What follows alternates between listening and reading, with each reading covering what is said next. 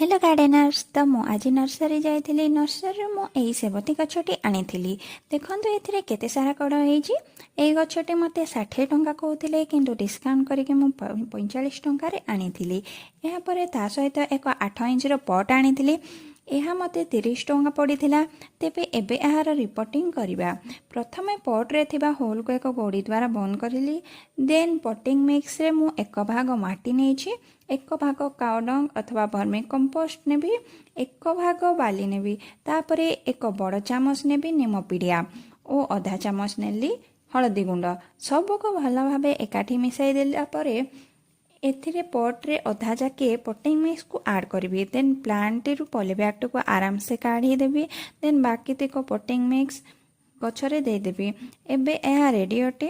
वीडियोटी भल लगे लाइक और शेयर करने को जमार भूलिबे नहीं। धन्यवाद।